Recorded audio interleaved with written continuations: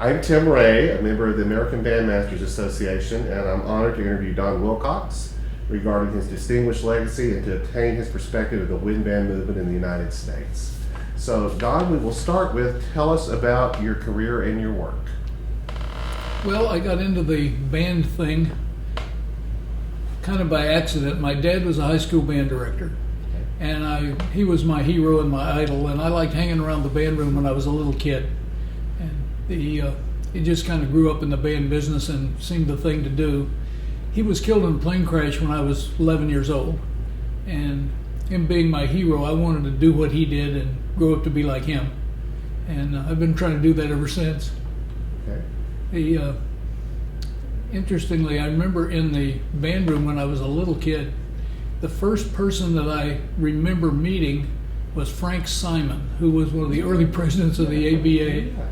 And he came from Cincinnati by train to Wewoka, Oklahoma, once a month to give lessons to the brass players in my dad's high school band. Wow. And like most any place else, a successful band program quite often has some money from somewhere to help. Sure. It's an expensive business. And there was an oil man in Wewoka who had 3 teenage kids who were very musically talented, and he adopted the band kind of as a hobby. And he became sort of the band's unofficial manager. And his 3 kids, Mary was a clarinet player, Hazel was a cornet trumpet player. She won the national solo contest one year back in the 30s and was a student of Frank Simon, so she had some pretty good background. And the youngest one was Buddy, who was a trombone player. So his interest in the band came from that, and it extended to the point to where any kids that played in my dad's high school band, when they graduated, if they played all the way through, they got to keep the instrument. Oh, wow. And he bought all the instruments for the students in that little oil field town. There were about 200 kids in the high school, and there were 100 in the band. Oh, wow. And he bought all the instruments for all the kids, and when they graduated, they got to keep them. Oh, my goodness. And they were all Sterling Silver Bell Kings. Oh, wow. So they were about as good as you could get in that day. And Sure. a few years later, after we moved away from there, and I started playing on a King Zephyr Special alto saxophone Okay. that he had given my dad for me to play when I got big enough. And it was the prettiest horn I ever saw. It wasn't the greatest instrument in the world, but it was probably the prettiest one. It had more engraving and pearl keys and all this sort of thing. And when I was 12, I loved it. I bet so. Yeah. I bet so. So you get out of high school, and then what happens next in your career? Well, when my dad was killed in a plane crash, I inherited his clarinet. Okay. And I decided I wanted to learn to play that. So I gradually started trying to teach myself to play clarinet and took some lessons from some good teachers and wound up going to Michigan as a clarinet major. Graduated as a sax major because I traded in the middle. And Talk a little bit about your experience at Michigan. What was it like to be in the Michigan band and to be with Dr. Revelli? It was a life-changing experience, as you can imagine. Okay. And there's a long chapter in my book about that.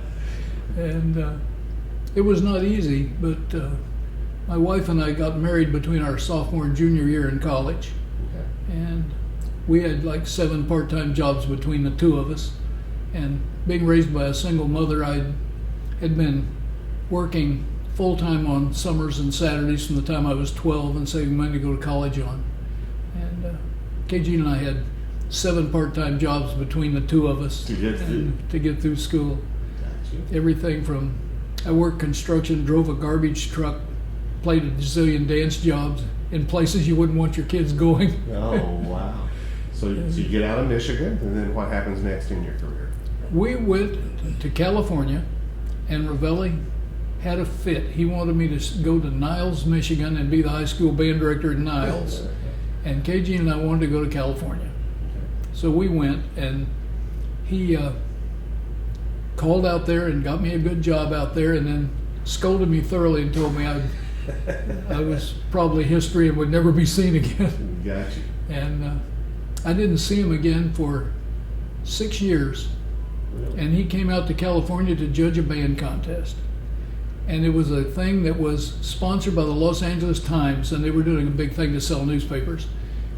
But they cooked up this deal to put together the 10 best concert bands in California and have a super judge, Revelli, come out and put them in order. And he came out, and my band from Anaheim High School was one of the 10. And we wound up second, and he seemed to decide I was a good kid after that. Everything, he'd been forgiving you of everything. He was very supportive from there on. I got you. So you finished in California. What was next? I started at a little tiny place out in the middle of the desert, in the middle of nowhere, with an elementary and junior high job. And I stayed there for 5 years while I built a high school. Okay. And I started with 18 kids, and when I left, we had 5 bands and 265 kids playing in a school in a town that's not on most maps, the middle of nowhere.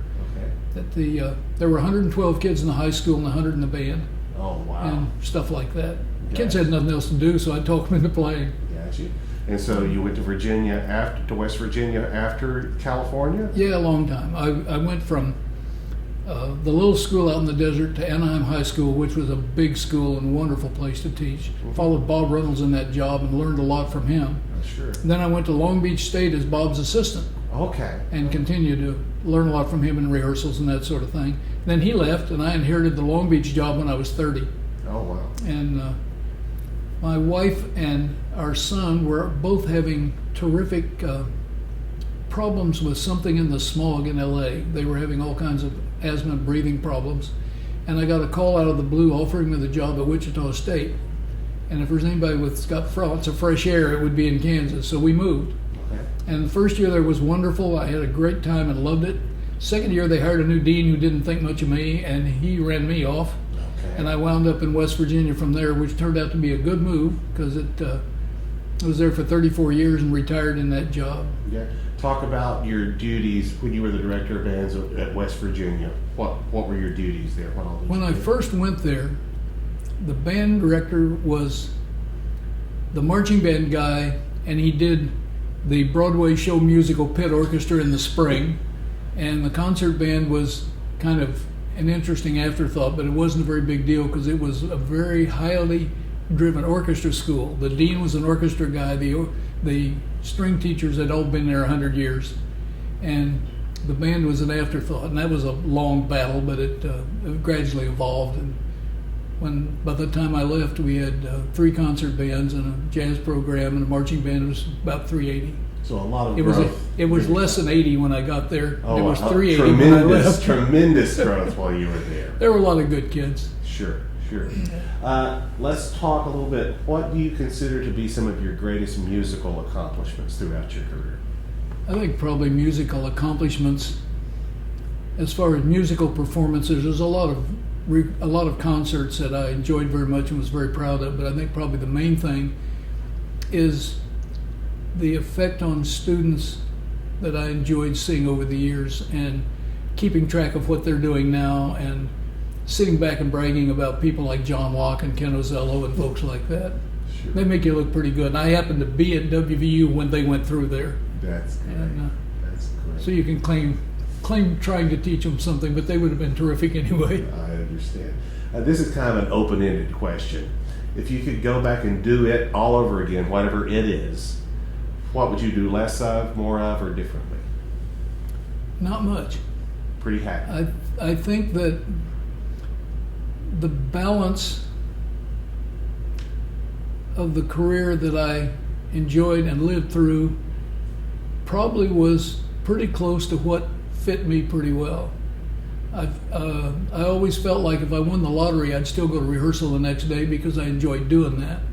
I never viewed it as something to go to work. I viewed it as what I'd always wanted to do, and I got a chance to get paid for doing it every day.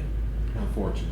Yeah, I mean, not many people are that lucky. I always said that being a band director was a lot more fun than actually having to work for a living. That's Because I'd experienced that growing up when I was trying to save money to go to college on. Among other things, I had worked from the time I was 12 on Saturdays and weekends all the time. And the summer I was a senior in high school, and I was 18, I could go to work in the oil fields. And so I took a job as a roustabout on a pipeline crew from 7 in the morning till 3 in the afternoon. And then I took a second job as a roughneck on an oil rig from 4 to midnight. And I did both those two jobs all summer. And I made more money that summer than I did the first 5 years I taught school. But you did the meaning of hard work. Absolutely, it was worth it. But it paid for the first 2 years in Michigan. I bet so. You've been in the profession a long time. Talk about significant changes you've seen in our profession during your time. There's been a lot of evolution in 48 years that I've been trying to act like a band director. One of the most interesting things was the evolution of what a band is. The idea of, when I was at Michigan, Revelli's concept was a large symphonic concert band.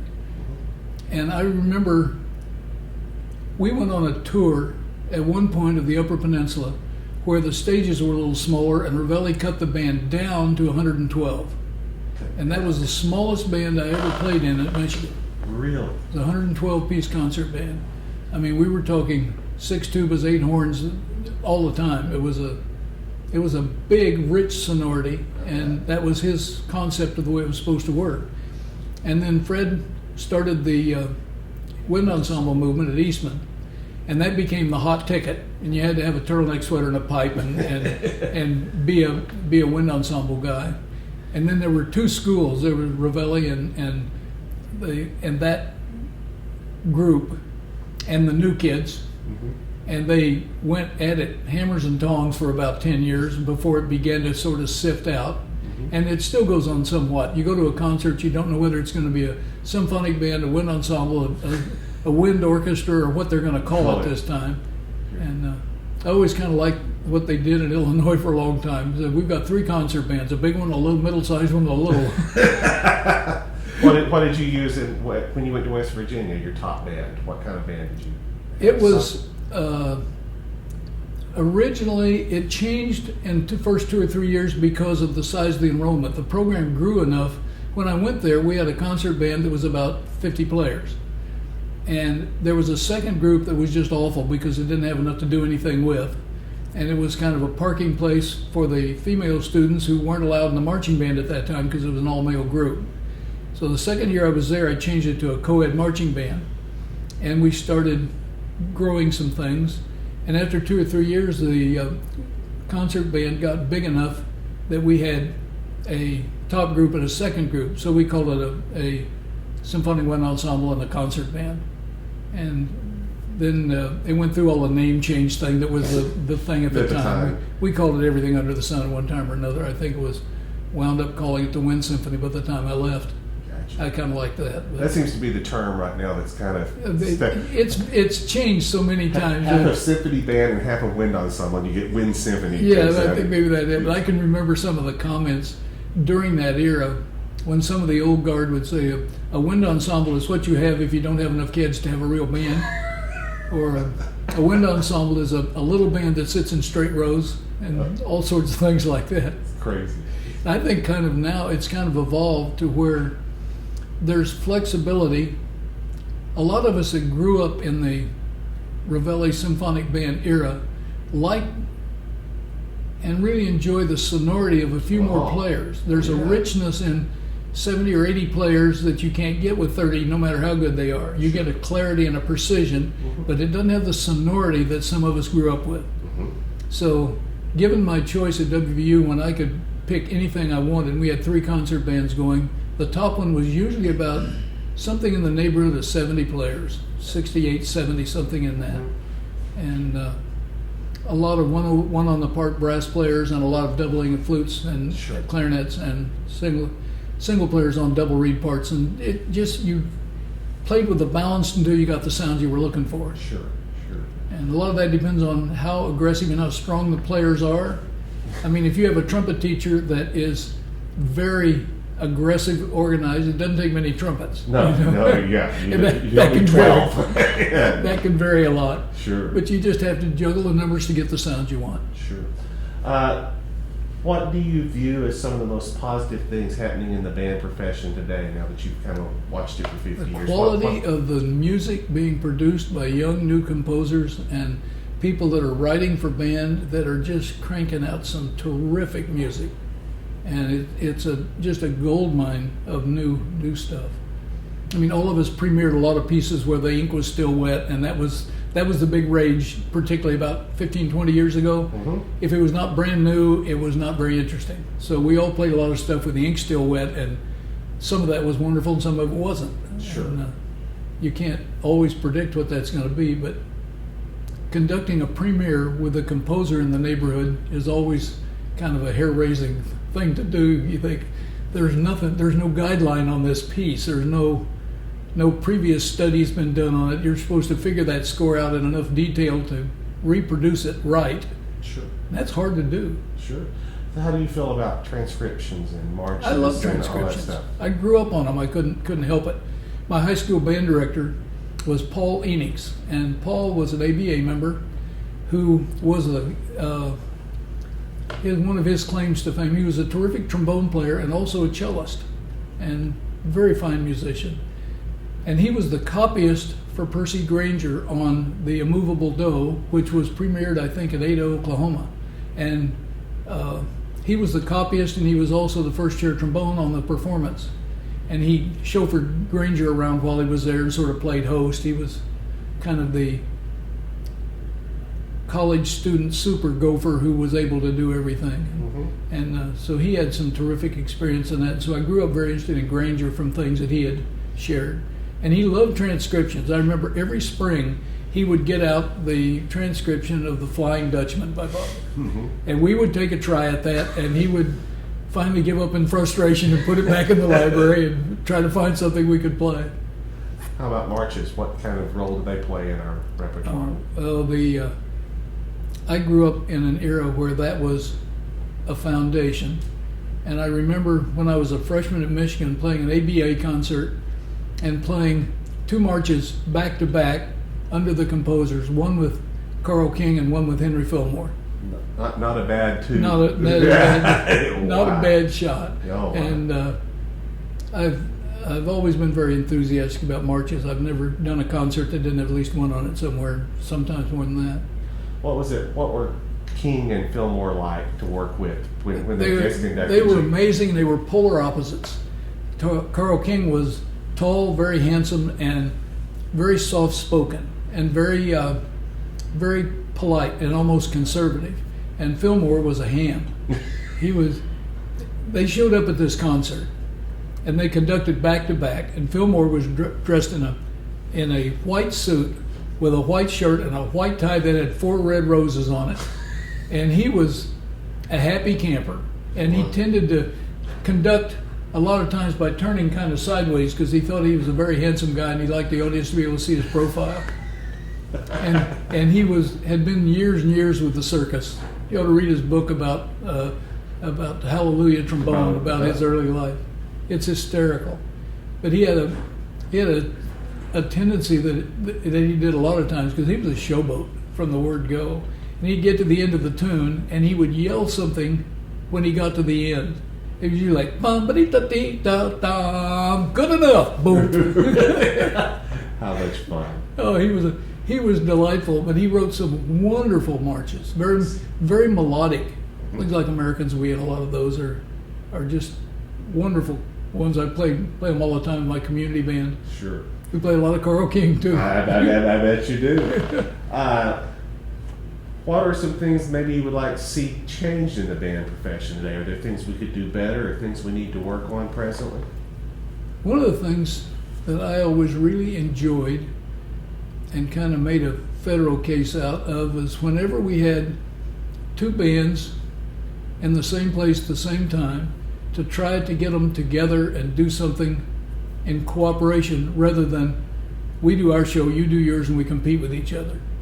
I always really liked doing that. Every time we had a guest band someplace, we always invited them to see if we could find some way to put the two groups together and have the guests do the national anthem.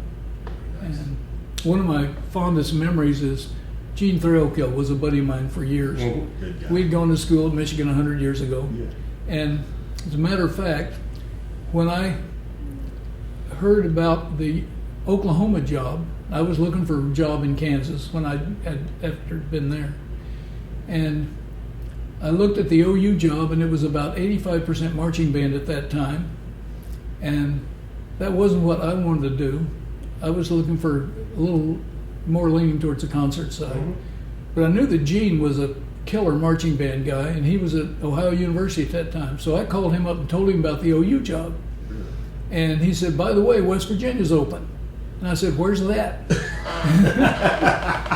And anyway, I wound up got the West Virginia job. He got the Oklahoma job, and we both retired in those two positions. What a great story. So it made a good swap. That's very nice. Very, very nice. But one of the things I remember, we played OU in a football game, and we talk about money guys. There was a fellow at West Virginia who loved the band dearly, a fellow named Lysander Dudley. And Lysander made it possible for us to fly the WVU band to Oklahoma, because I had grown up in Oklahoma, and I had said casually, I'd really love to take the band to the OU game. So he made that possible. We chartered a plane, flew out there, and did it in one day and flew back. Oh, very cool. And Gene and I put together a halftime ending where we did our show first and then went off the field, and they did theirs. And we put the two bands together, X and O, all the way through, and company fronts from goal line to goal line, and then played that old Casper Trooper arrangement of Battle Hymn of the Republic. Oh, yeah. Right across the field into the stands with both bands. I bet it was That press box will never be the same. I bet it was spectacular. But that was in 1979, and I still get notes from kids Really? in both bands talking about that. That's very cool. It was terrific. It was hotter than the Dickens, but it was worth it. You got it. Suggestions for younger members of our profession on how to be successful, however you want to define Go that. watch people work. I spent most of my life going to rehearsals, watching people rehearse bands, choirs, orchestras, whatever. When I first went to California, I tried to get Zubin Mehta to take me as a conducting student, and he said, I don't do that. But he thought it was kind of cute that some guy out in the desert with a junior high band would like to study conducting.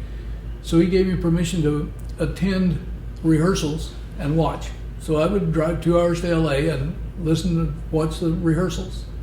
And I learned a lot by just sitting there. Oh, I bet so. Yeah. Boy, what an opportunity. Yeah. I remember one of the first rehearsals I went to, he was rehearsing the Strauss Symphony Domestica, which is a gigantic score. And I'm watching this rehearsal, and I realize the score's laying on a chair beside him. I'm thinking like, oh, some of these guys are really good. Oh, man.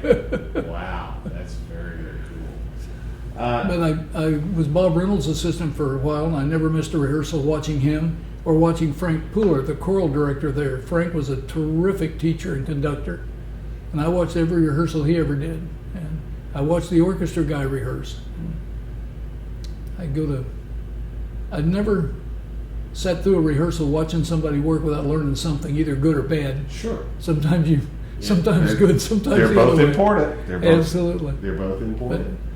Go watch people work. Most significant people in your life and career? Oh, my dad first, and Paul Emmings, my high school band director, Revelli at Michigan, and also at Michigan, some of the people outside of the Michigan loop don't know that much about, but Larry Teal as a saxophone teacher. I mean, I got there at a great time, just before Don Senta showed up, which would have been everybody moved down a chair. And I went to Michigan as a clarinet major and studied with Lacconi.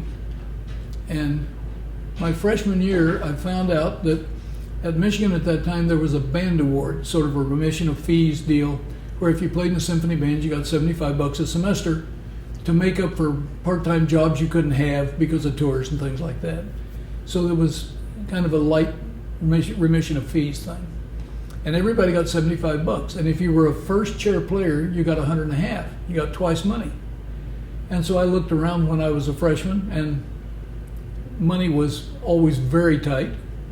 And I went in and asked Revelli, if you play something that's one on a part, is that the same as being a first chair? And he said, well, yes. I said, well, there's only one bari sax player, and he's a senior. Can I play bari sax next year and make the $150? And he said, you play saxophone? I said, oh yeah, ever since 5th grade. Of course, I hadn't played since through high school. But I said, yeah, I started on 5th grade and played forever. So he said, okay, check out the school Barry when he leaves and show up. So I did, and afterthought of that, the school at that time had one good Silverberry sax, which is surprising in a place like Michigan. But at that time, they had one good Silverberry, and it came with the job. And Teal stopped me in the hall and said, "You got the Barry, you're in the quartet." I said, "What quartet?" He said, "The one that meets in my office every Thursday afternoon for an hour." I said, "Well, okay." And I showed up for that, and it was probably one of the best musical experiences of my life, because Teal was a master teacher. The other 3 members of the quartet were all killer players, and I was fighting for my life to keep up. I remember going into the first rehearsal and managed to get through without getting lost or missing too many notes and stuff, and I thought, well, I can do this. And Teal said something at the end of it like, well, that wasn't bad for a first start, but on next Thursday we'll get into some detail on things that matter, like the speed and width of matching all the vibratos, and I'm going like, what? Very, very cool story. So why did you choose music as a career and a profession? I wanted to be like my dad. And when I was in high school, I talked to Paul Enix about, if I'm going to be a band director, where do I go to do that? And he said, at this point, if you can, you're spending your own money and you've been working on this for a long time, if you can do it, go to either Illinois or Michigan. At this point, those are the 2 schools that are the best in the business. And I didn't have any idea who or where either one of them was. I'd never seen Revelli in my life. I didn't know anything about either Michigan or Illinois, but I took off to Ann Arbor with my clarinet in my trunk, and that was it. So tell me about the first time you met Revelli. Oh. So you've never seen. So tell me about this. We were having auditions for the marching band, and I went up to obviously play in the band, so I was there with like a couple of hundred other guys. And George Cavender was the assistant director, and he came in and did the warm-up act and got everything going. And finally, the door opened, and this short little roundish fat guy came in, and everybody stood up. I thought, that's cool. I could do that. I had no idea why. And he trotted up, hopped up on the podium, and everybody kind of sat down and got real quiet. And he started sending people over. Said, all the cornets and trumpets go with Clifford Lady, go over here. All the trombones go so-and-so. And he was left with nothing but the clarinets. And I'm sitting there with about 50 other people.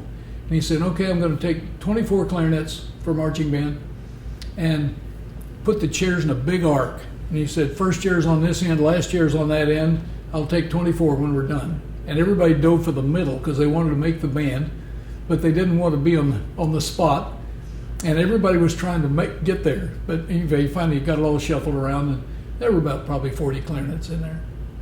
And one guy came in and sat down in the first chair spot and just put his horn in his lap and just sat there. And I remember looking at him and thinking, like, he obviously wasn't paying attention or is not thinking very much, because nobody wants to be on that spot. And I was sitting with 2 other freshmen, Bob Wojak and Fred Orman, and Fred had been the first chair in the Texas All-State Band for 3 years in a row, and I'd been in the Oklahoma All-State Band, and Bob had been in first chair in the Pennsylvania All-State Band. And we were all sitting kind of in a clump, and when it was all smoke and cleared, we wound up 11th, 12th, and 13th, I think. But the guy that was in first chair, everybody kind of got scrunched up, and Revelli kind of almost grinned, and he said, I'd like to have you meet Don Moeller. And John's going to be our principal clarinet for the next couple of years. He's here working on a doctorate, and comes from being the principal clarinet in the Marine Band for several years. And he's just sitting there looking calm as all can be, and I'm thinking, like, he's going to be in the marching band? There was no choice at that time. If you were in the symphony band, you were in the marching band. Wow. And so he hauled out this sheet of music, a march, that was the blackest thing I've ever seen, in something like 24 flats or something like that. It was just horrendously unplayable. And he had one copy of it, and he dropped it on the stand and said, "Okay, take the second innings and play through that." And Muller picked up his clarinet and just burned it straight down, no mistakes, articulations, everything, full speed. Puts his horn back in his lap, and everybody else like, "Where's my case? How do I get out of here?" That was your first day. Is there a back door to this place? Oh wow, what a story! Fortunately, it began to thin out a little bit after that, but the first 3 or 4, the next guy up was, I think, Jack Snavely, who was a monster player, and on down the line from there. Wow. What an it was kind of a terrifying experience. I bet so. Everybody was trying to lean over and get a look at that thing before he got there. And the more they looked, the more panicked they got, like, holy cow, that's a lot of notes. And everybody's in the same room. Everybody's in the same room with one piece of music. And you're trying to, like, look as far as you can, see if you can get a look at it. Oh, anyway, we all survived, but it was definitely an intimidating experience. And I think Revelli enjoyed every minute of it. I bet so. Talk to me a little bit about the ABA, what it's meant to you, what it stands for. I was almost raised by the ABA, going clear back to Frank Simon in my dad's band room, and my high school band director was an ABA guy, and I played in the Michigan band under an ABA guy, and played for the ABA convention when I was a freshman at Michigan. We played the ABA convention when Bob and I were at Long Beach, and being taken into the ABA sort of overwhelmed me. I didn't ever expect to be there, and it was kind of like a dream come true. But one of the most intimidating things I remember in my entire life is being introduced to that group and looking out and seeing the people and think, holy cow, and think like, what's a country kid like me doing here? You know. Yeah. And, I'm sure everybody that's ever come into the group felt the same way. Sure. Talk a little bit about your personal life, your wife, your kids. Tell me a little bit about your family. That's been probably a stabilizing influence that without that I would not have really experienced many of the fun things that I've had a chance to do. KG and I were married when we were 19. We've been married 64 years now. And so far it's worked out pretty good. We have for both of you. We have 4 kids, 3 of which are teachers, and 11 grandkids, and it's a pretty good deal. That's awesome. We have when we retired, we bought a little cabin up on the shore of Lake Michigan, near Northport, where Kay-Jean grew up, and her family's all still there. She has 2 brothers, one of which lives next door. And we live in the woods, a mile off the highway, at the end of a dirt 2-track on the shore of Grand Traverse Bay.